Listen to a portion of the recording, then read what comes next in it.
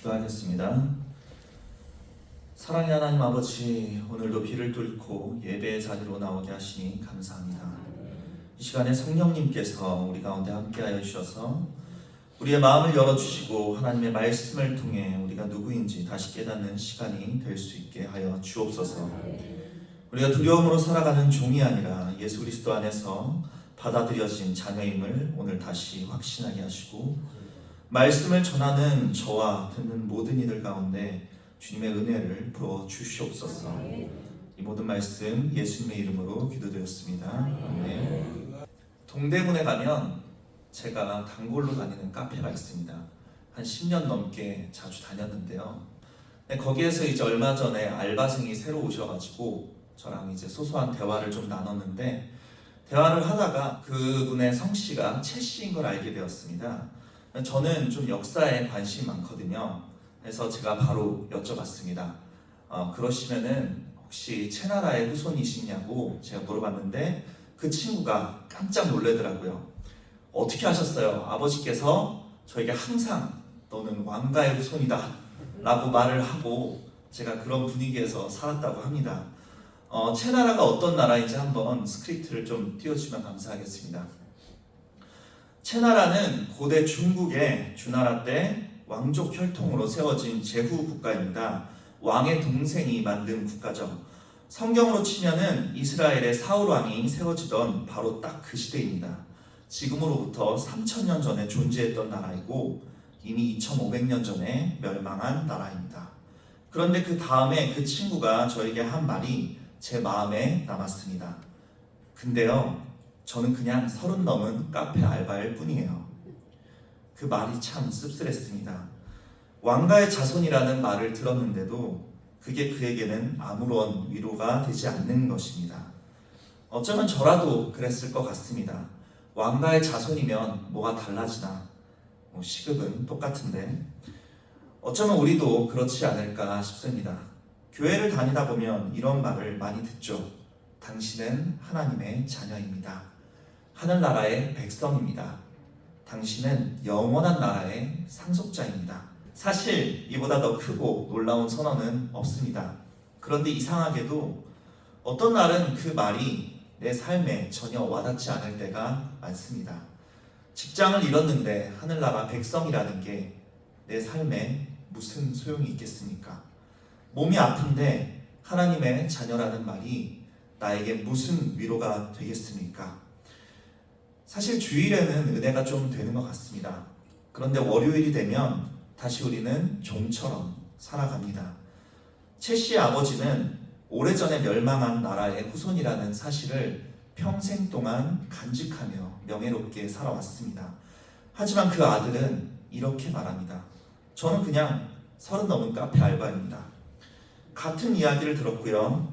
하지만 한 사람에게는 그것이 그의 삶의 힘이 되었고 다른 한 사람에게는 아무런 위로도 되지 못했습니다. 왜 우리는 하나님의 자녀라는 말을 들으면서도 그 자녀처럼 살아가지 못할까요? 그것이 오늘 본문이 던지는 질문입니다. 로마서 8장 15절을 함께 읽어보겠습니다. 너희는 다시 무서워하는 종의 영을 얻지 아니하여 양자의 영을 받았으므로 우리가 아빠 아버지라고 부르짖느니라. 아멘. 바울이 편지를 쓸 때 로마 교회 안에는 두 부류의 사람들이 있었습니다. 유대인 그리스도인들은 율법을 지켜야 한다는 압박 속에 살았고, 이방인 그리스도인들은 자신이 정말 하나님의 백성이 맞는지 계속 불안해했습니다. 이유는 달랐지만 문제는 같았습니다. 자녀인데도 자녀처럼 살지 못했던 것입니다. 그래서 바울은 묻습니다. 너희가 진짜 받은 것이 무엇인지 알고 있냐고 말이죠. 바울이 말하는 핵심은 바로 너희는 종의 영을 받은 것이 아니라 양자의 영을 받았다는 사실입니다. 새 번역 성경은 종의 영을 두려움에 빠뜨리는 종살이의 영이라고 번역합니다. 무엇이 그렇게 두려울까요? 바로 하나님이 나를 벌하실 것 같은 두려움입니다. 내가 잘못하면 하나님이 나쁜 일로 나에게 갚으실 것 같은 두려움을 말하는 것이지요. 물론 성경에는 아버지의 징계가 있습니다. 하지만 아버지의 징계는 버리기 위한 심판이 아니라 사랑 안에서의 훈련입니다. 종살이의 두려움과는 다른 것입니다. 사실 이것은 신앙인만의 문제가 아닙니다. 인간은 본능적으로 하나님과도 거래하려고 하는 종족들입니다. 잘하면 복을 받고 잘못하면 벌 받는 방식으로 관계를 이해합니다. 이것이 바로 종교심입니다. 제 친구 중에 큰 시험을 준비하던 친구가 있었습니다.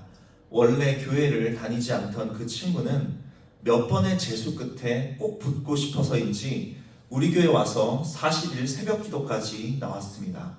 저는 속으로 그 친구가 정말 신앙이 뜨겁다고 생각을 했습니다. 그리고 결국 그 친구는 시험에 어떻게 됐을까요? 네, 붙었습니다. 네, 저도 무척 기뻤습니다. 그런데 그 다음이 문제였습니다. 그 친구가 다시는 교회에 나오지 않게 된 것입니다. 저는 저보다 신앙이 더 뜨거워 보였던 그 친구가 왜 교회에 나오지 않을까라는 생각에 전화해서 물어봤습니다.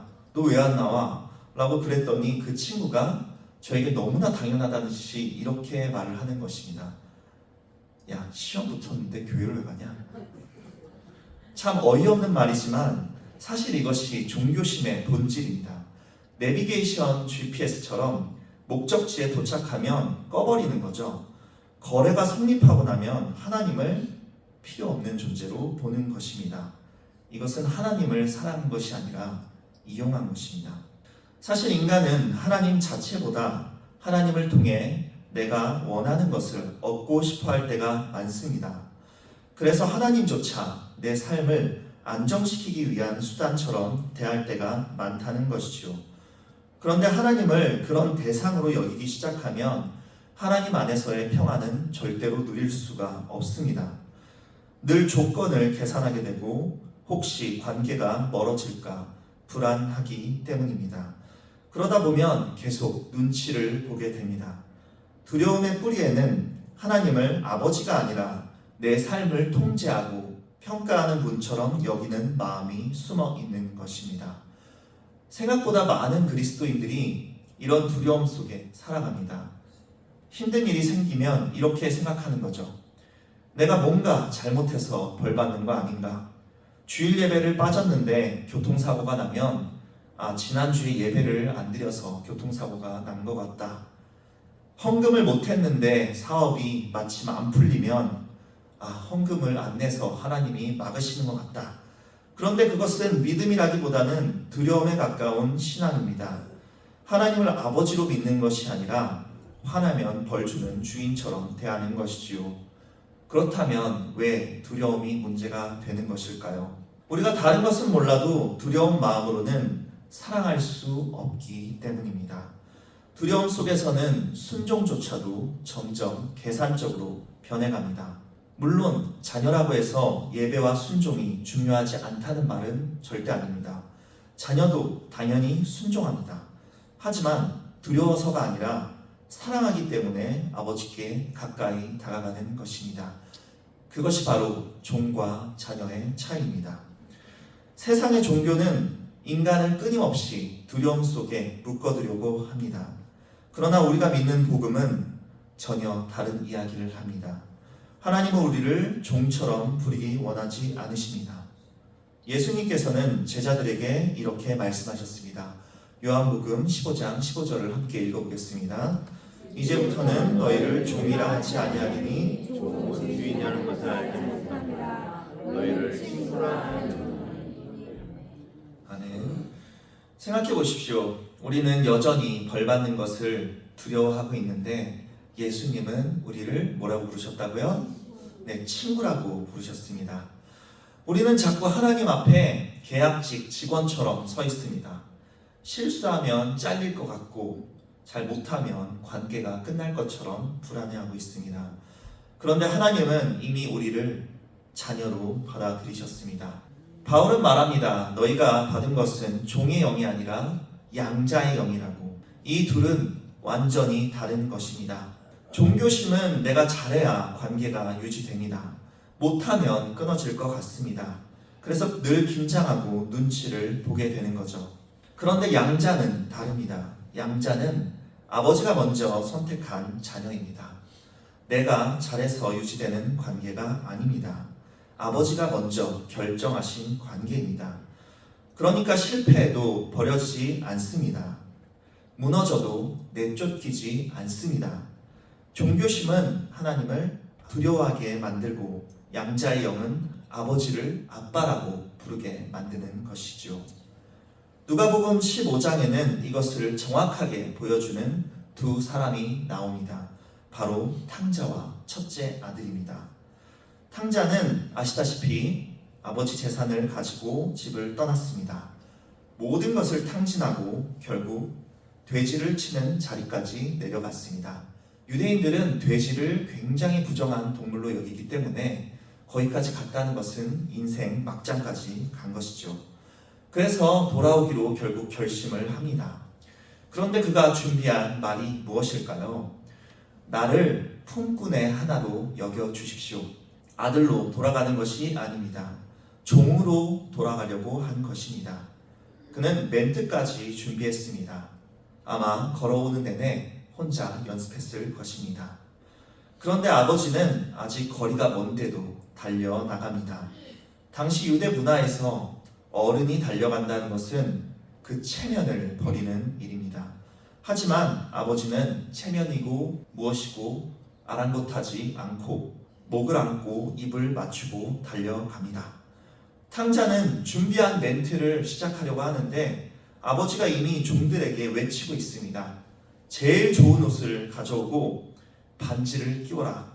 그리고 잔치를 준비해라. 탕자의 멘트는 아버지의 품 안에서 끝나버렸습니다. 아버지는 처음부터 아들을 품꾼으로 받을 생각이 없었습니다. 그런데 첫째 아들은 어떻습니까? 그는 집을 떠난 적이 없습니다. 늘 아버지 곁에 있었습니다.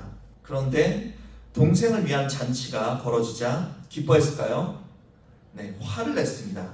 그는 이렇게 말합니다. 내가 여러 해 동안 아버지를 섬겨 명을 어긴 적이 없는데 나한테는 염소 새끼 한 마리 준 적 없지 않습니까? 라고 말했습니다. 이건 아들의 말이라기보다는 품꾼의 말에 가깝습니다.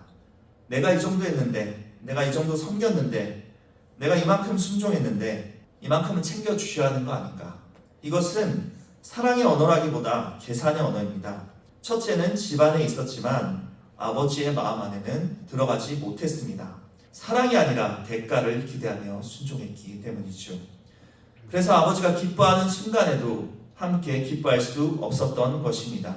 탕자는 종이 될 각오로 돌아왔는데 아들로 받아들여졌고 첫째는 아들이었지만 종처럼 살았던 것입니다. 잘 되면 감사하고 안 되면 원망하는 그것은 아들의 신앙이 아니고 품꾼의 신앙입니다. 혹시 우리도 그렇지는 않습니까? 하나님을 사랑한 것이 아니라 어떤 목적을 위해서 이용하려고 했던 것은 아닙니까? 바울은 너희는 종의 영을 받은 것이 아니라 양자의 영을 받았다고 선언합니다. 그렇다면 우리는 원래부터 하나님의 자녀였던 것일까요? 아닙니다. 에베소서 2장 3절을 한번 읽어보겠습니다. 우리도 다 그 가운데서 우리 육체의 욕심을 따라 지내며 육체와 마음에 원하는 것을 하여 다른 이들과 같이 본질상 진노의 자녀였더니. 그렇습니다. 에베소서 2장 3절은 우리가 본질상 진노의 자녀였다고 말하고 있습니다. 하나님께 등을 돌린 존재였고 스스로는 결코 그 관계를 회복할 수 없는 사람들이었습니다. 그런데 그런 우리가 어떻게 아들이 되었습니까? 다들 아시다시피 예수님 때문입니다. 죄는 그냥 사라지지 않습니다. 반드시 누군가 값을 치러야 합니다. 죄의 값은 사망이죠. 그리고 그 값을 예수님께서 대신 지셨습니다. 예수님이 십자가에서 버림받으셨기 때문에 우리가 아들로 받아들여진 것입니다. 예수님이 아버지로부터 끊어졌기 때문에 우리가 아버지께 나아갈 수 있게 된 것입니다. 그래서 탕자의 아버지는 달려갈 수 있었습니다. 그 품이 열릴 수 있었던 이유는 예수님이 먼저 그 길을 여섰기 때문입니다.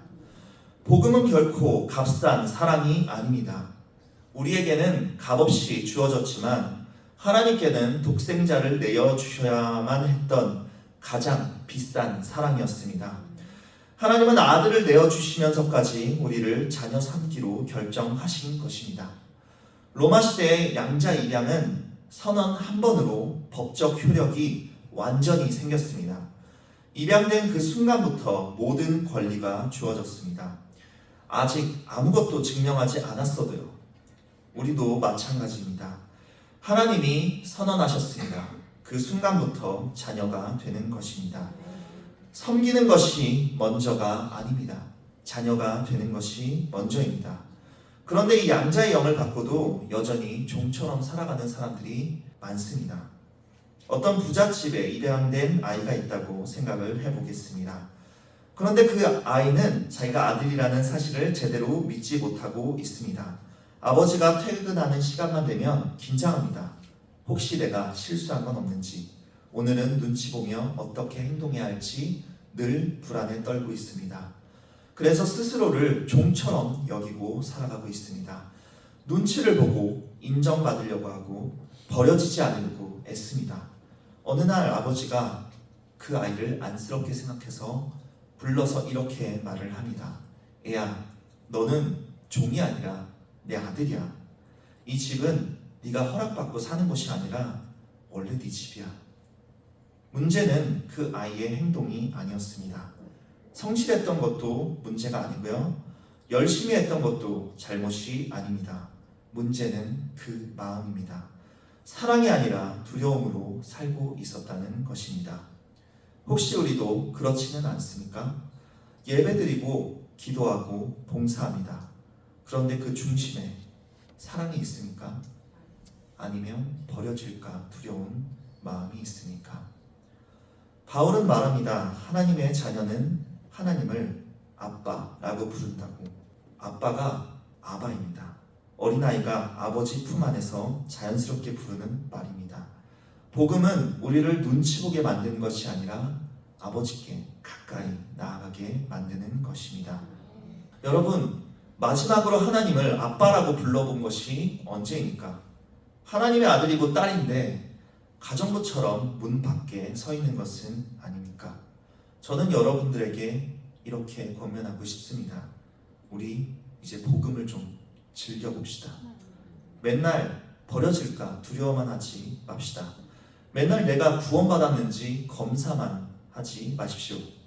아버지가 이미 여러분을 자녀라고 부르시는데 왜 계속 종처럼 불안해하고 있습니까? 복음은 우리를 긴장하게 만들기 위해 주어진 것이 아니라 아버지 품 안에서 안식하게 하기 위해 주어진 것입니다. 바울은 이렇게 말합니다. 성령이 친히 우리의 영과 더불어 우리가 하나님의 자녀인 것을 증언하시나니. 이 정체성은 우리가 스스로 확신해서 붙잡는 것이 아닙니다. 성령이 친히 증언하시는 것입니다. 우리 안에서 우리 영과 함께 말씀하십니다. 너는 하나님의 자녀다. 왜 이것이 중요할까요? 우리는 너무 쉽게 흔들리기 때문입니다. 삶이 무너지거나 힘들면 이런 생각이 듭니다. 내가 정말 하나님의 자녀가 맞는 건가? 기도가 막히거나 응답이 없는 것 같으면 하나님이 나를 버리신 것이 아닐까라는 생각을 합니다. 실패하고 넘어지면 이런 내가 무슨 하나님의 자녀인가? 현실이 흔들리면 정체성도 같이 흔들리는 거죠. 로마서 8장 16절에 성령이 친히 증언하신다고 말씀하셨는데도 말입니다. 내 감정이 아니라 하나님의 영이 직접 말씀하시는 것입니다. 그러므로 내가 잘하고 있을 때만 자녀인 것이 아닙니다. 무너져 있을 때도, 심지어 우리가 의심하고 있을 때도 성령은 말씀하십니다. 너는 하나님의 자녀라고요. 그리고 그 사랑은 갑자기 시작된 사랑이 아닙니다. 세상이 만들어지기 전부터 하나님이 결정하신 사랑입니다. 저는 이것을 청년 시절에 정말 뼈저리게 깨달았습니다. 수련회를 다녀오면 처음에는 정말 뜨거운 마음으로 돌아오게 되는 거죠. 이번에는 나 진짜 변할 것 같다. 이제는 내가 제대로 살아야지. 그런데 얼마 지나지 않아 다시 또 무너졌습니다. 처음에는 한 달 후에 무너졌고요. 그 다음 해에는 2주 정도 후에 무너졌습니다. 그 다음 해에는 며칠 있다가 무너지게 되는 겁니다. 그러던 어느 날 수련회를 마치고 집으로 돌아가는 차 안에서 이렇게 생각이 들었습니다. 나 혹시 지금 죽어야 천국 가는 거 아닐까? 며칠 지나면 또 무너질 텐데 그때 죽으면 어떡하지? 그 순간에 소름이 돋았습니다. 내 감정이 뜨거울 때만 하나님 자녀인 것 같은 신앙으로 살고 있는 저를 발견했기 때문이죠. 은혜가 식으면 구원도 멀어지는 것 같은 신앙, 혹시 여러분도 그렇지 않습니까? 어떤 집회나 수련회를 갔을 때는 괜찮은 것 같습니다. 그런데 시간이 지나면 다시 원래 모습으로 돌아갑니다. 그러다 보면 어느 순간 내 감정 상태가 내 구원을 결정하는 것처럼 느껴질 때가 있습니다. 그런데 그것이 바로 종의 영이 만들어내는 신앙입니다. 그때 저는 깨달았습니다. 내가 하나님을 얼마나 두려움으로 믿어왔는지를. 은혜가 있을 때는 자녀 같고 식어버리면 버림받은 것 같은 신앙. 그것은 결국 하나님의 사랑보다 내 감정을 더 믿고 있었던 것입니다. 그런데 성경은 전혀 다른 이야기를 하고 있습니다. 여러분, 우리가 넘어지고 흔들리는 순간에도 하나님이 우리를 자녀 삼으신 결정은 취소됩니까? 취소되지 않습니다. 왜냐하면 시작이 내 감정이 아니라 바로 하나님의 선택이기 때문입니다. 에베소서 1장 4절에서 5절을 함께 읽어보겠습니다. 곧 창세전에 그리스도 안에서 우리를 택하사 우리로 사랑 안에서 객관하게 흠이 없게 하시고 그 기쁘신 뜻대로 우리를 예정하사 예수 그리스도로 말미암아 자기의 아들들이 되게 하셨으니. 아멘. 하나님은 우리가 충분히 뜨거웠기 때문에 사랑하신 것이 아닙니다. 창세전에, 세상이 만들어지기 전에 기쁨으로 우리를 자녀 삼기로 결정하셨습니다. 우리가 하나님께 도달한 것이 아니라 하나님이 끝까지 우리를 놓지 않고 계신 것입니다. 그리고 로마서 5장 8절은 이렇게 말하고 있습니다. 우리가 아직 죄인 되었을 때에 그리스도께서 우리를 위하여 죽으심으로 하나님께서 우리에 대한 자기의 사랑을 확증하셨느니라. 아멘. 그러므로 복음은 우리를 끊임없이 긴장시키는 소식이 아닙니다. 아버지 품 안에서 안식하게 만드는 소식입니다. 그리고 버림받지 않는 사랑을 알게 될 때 우리는 비로소 하나님을 사랑하게 됩니다. 이제 17절과 18절을 함께 읽어보겠습니다. 자녀이면 또한 상속자, 곧 하나님의 상속자 그리스도와 함께한 상속자. 상속자. 당시 로마법에서 양자가 상속자로 인정된다는 것은 법적으로 친아들과 동일한 권리를 갖는다는 뜻이었습니다. 이름만 아들이 아닙니다. 모든 것을 물려받을 권리가 있는 아들입니다. 그런데 바울이 여기서 끝나면 좋은데 불편한 말을 덧붙입니다. 고난도 함께 받아야 한다고. 상속자의 자리가 영광만 받는 자리가 아니라는 것입니다. 그리스도와 함께 고난을 받는 자리이기도 하다는 것이죠. 이 말을 들으면 좀 당황스럽습니다. 하나님 자녀라는데, 상속자라는데 왜 고난을 함께 받아야 하는 것입니까? 18절을 한번 읽어볼까요? 생각컨대 현재의 고난은 장차 우리에게 나타날 영광과 비교할 수 없다. 아멘. 제가 아직 아이를 낳아보진 않았는데 아이를 낳아보신 분들은 아실 겁니다. 출산의 고통은 말로 다할 수 없습니다. 그런데 아이를 처음 품에 안는 순간 그 모든 고통이 완전히 다른 의미로 바뀝니다. 바울이 지금 말하는 것이 바로 그것입니다. 현재의 고난이 없다는 말이 아닙니다. 너무나 현실적이고 너무나 아픈 고난입니다. 그런데 장차 나타날 영광이 너무 크기 때문에 결국 비교할 수 없게 되는 것입니다. 이 말을 누가 했는지 한번 생각해 보겠습니다. 바울은 고난을 책으로 배운 사람이 아닙니다. 복음을 전하다가 감옥에 갇혔고 채찍에 맞았고 돌에 맞았고 굶주렸고 배가 파손되었습니다. 고린도후서 11장에 보면 그의 삶은 거의 상처투성입니다. 바로 그런 사람이 말하는 것입니다. 현재의 고난은 장차 나타날 영광과 비교할 수 없도다. 아멘. 이건 현실 모르는 사람의 낙관론이 아닙니다. 고난 한복판에서 나온 믿음의 선언입니다. 오늘 우리의 삶도 그렇습니다. 믿음을 지키려다가 손해를 볼 때가 있습니다. 정직하게 살려다가 뒤처지는 것 같을 때도 있습니다. 예수님을 믿는데도 질병이 찾아오고 재정의 어려움이 찾아옵니다. 그런데 바울은 말합니다. 그 고난이 마지막 이야기가 아니라는 것이죠.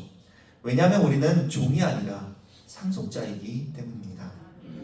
출산의 고통 뒤에 생명이 기다리고 있듯이 지금의 고난 뒤에는 하나님이 약속하신 영광이 기다리고 있습니다. 그래서 하나님의 자녀는 무너지지 않습니다. 상황이 흔들려도 정체성까지 흔들리지는 않습니다. 왜냐하면 창세전에 하나님께서 결정하신 그 사랑이 아직 끝나지 않았기 때문입니다. 말씀을 마무리하며 저는 말씀의 시작에 언급했던 그 채씨 알바성의 아버지가 기억에 남습니다. 2500년 전에 이미 사라진 나라인 채나라를 마음속으로 간직하고 살아가는 그 모습이 저에겐 너무나 큰 감동으로 다가왔기 때문입니다. 채나라는 지도에도 없고 왕도 없고 군대도 없습니다. 그 아버지는 평생 아들에게 말했던 것입니다. 너는 왕가의 자손이다. 이미 멸망한 나라의 후손도 그렇게 살아가는데 우리는 어떨까요? 우리가 속한 나라는 사라진 나라가 아닙니다. 하나님 나라는 지금도 살아 있습니다. 우리의 왕은 지금도 우주를 다스리고 계십니다. 그리고 그 나라는 반드시 완전히 일어날 것입니다. 그런데 우리는 너무 쉽게 말하죠. 저는 그냥 회사원이에요. 저는 그냥 실패한 사람 같아요.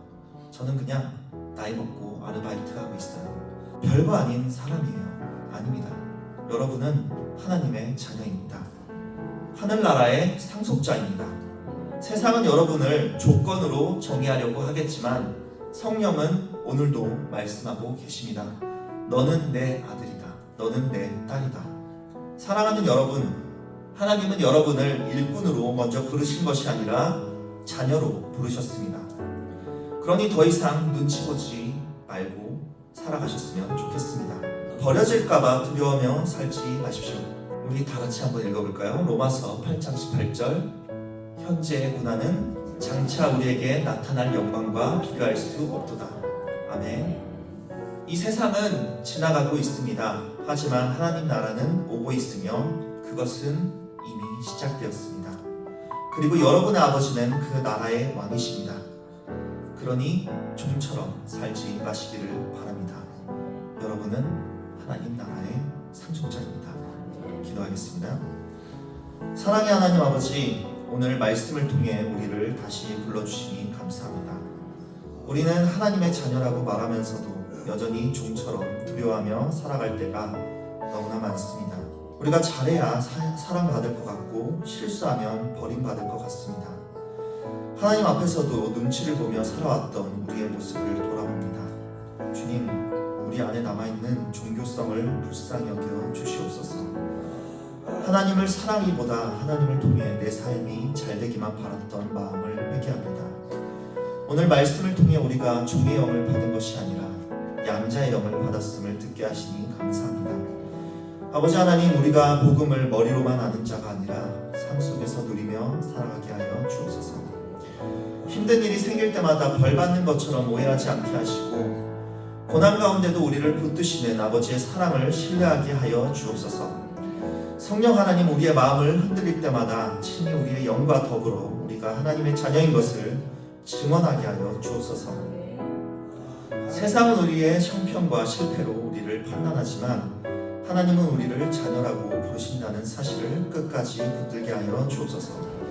또한 현재의 고난이 전부가 아니라는 사실을 기억하게 하시고 장차 나타날 영광을 바라보며 믿음으로 살아가게 하여 주옵소서.